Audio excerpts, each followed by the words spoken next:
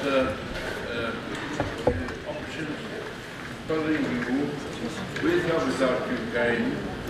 So I would say, all along, there is only one good option, and that would be EU with Ukraine.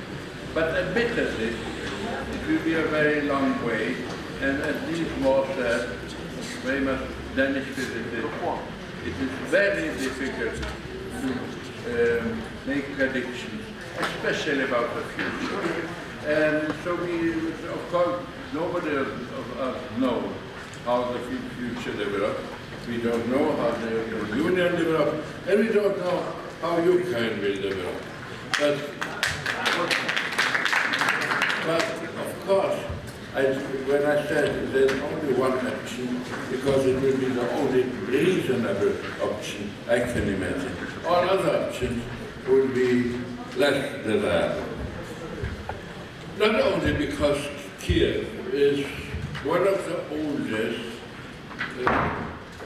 cultural towns and centers of Europe north of the Alps.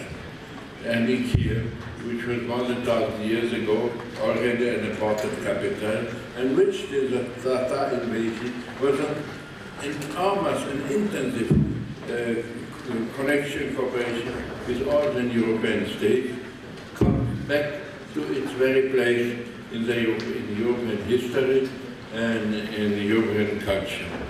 So there is no doubt how Ukraine and Kyiv is European.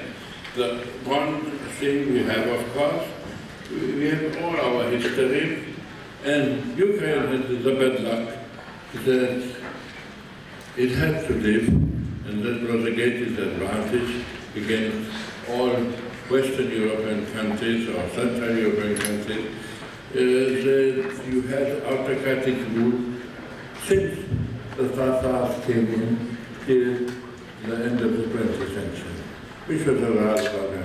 And of course, that left it in terms of society and arrangement and all that.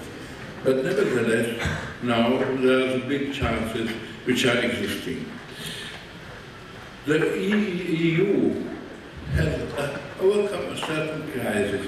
I can remember when I was the first time Minister of Foreign Affairs of the Czech Republic 4 years ago, there were voices in Europe, quite strong, and by quite important politicians, that enlargement should stop with Croatia. Now Croatia became a member of the European Union, and nobody says anymore there should be stopped. We're working on the access of Serbia, of Bosnia and Herzegovina, and so on, and with time, according to their developments, according how they will arrange their internal affairs, all the Western Balkan states have now the chance to become members of the European Union. And of course, in the future, when this chapter is finished, we have to discuss seriously in the European Union our eastern neighbors. That's for me a clear job for our generation, which we have to achieve. But of course it is a long process.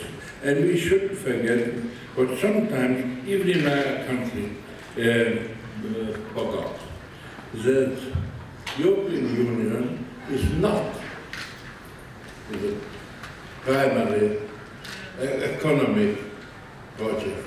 It's not primarily a free trade zone with all the advantages for economic growth. It is and was from the beginning of the 50s a political project.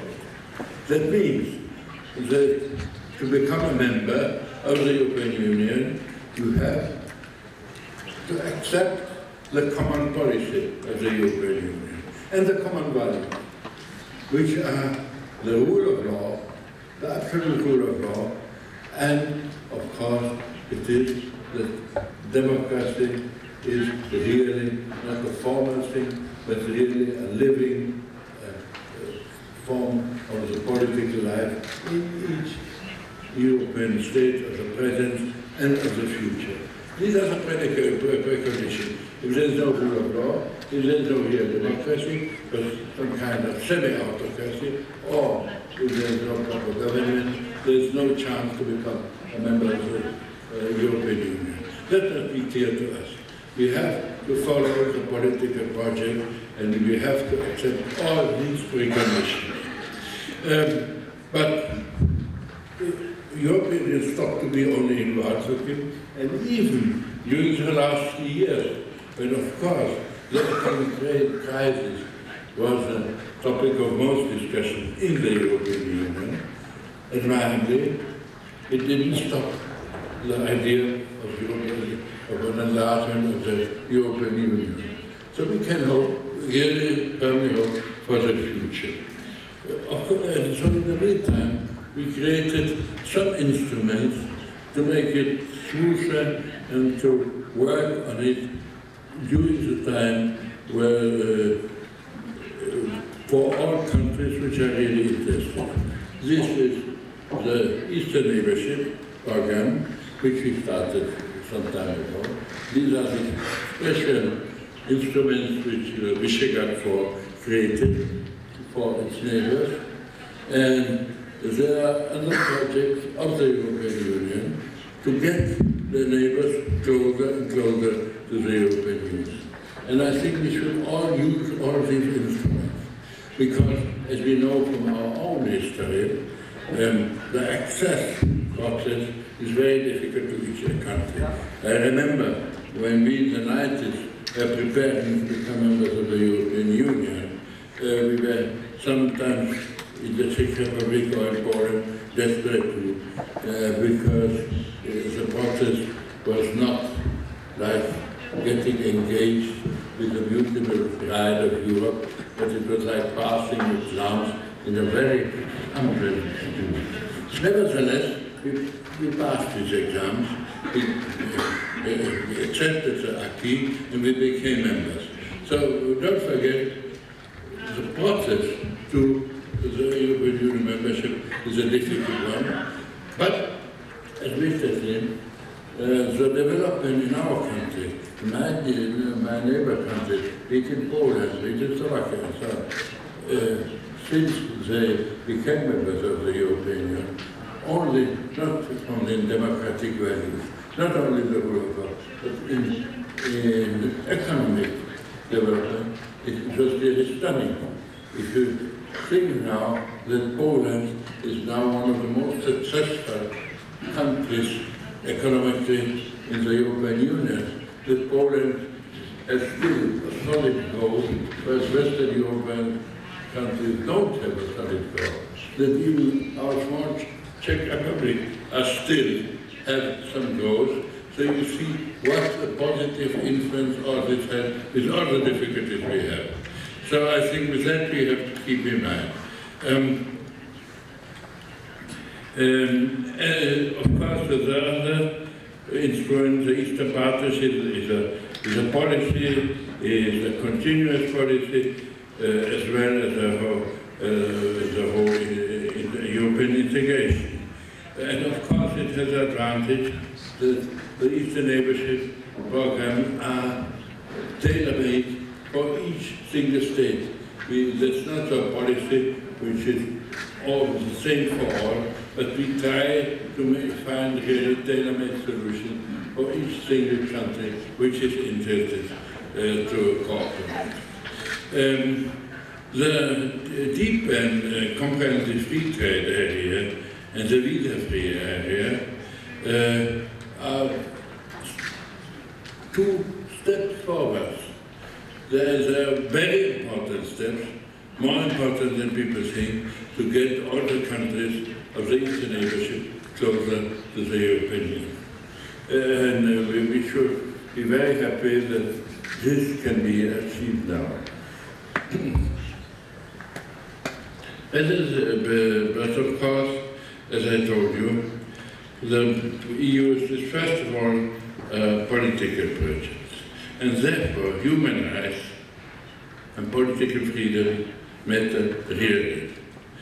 And of course, it is very helpful if in a country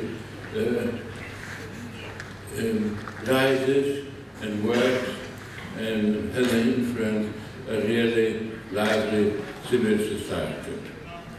And of course,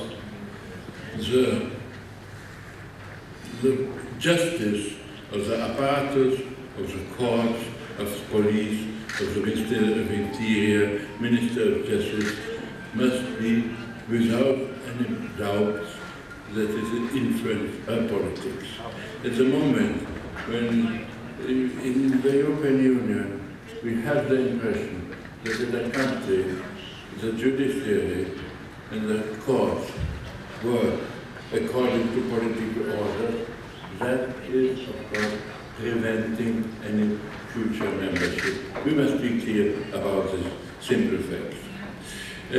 So of course there is a political conditionality of integration. But I do think anyway, with all the setbacks we see around, great setbacks in Belarus, or very positive developments, as for instance in Moldova. We looked 25 years ago, when I was a member in the mid-80s, I was the first time in Kiev, and I see Kiev now. If I see the development, with all the problems,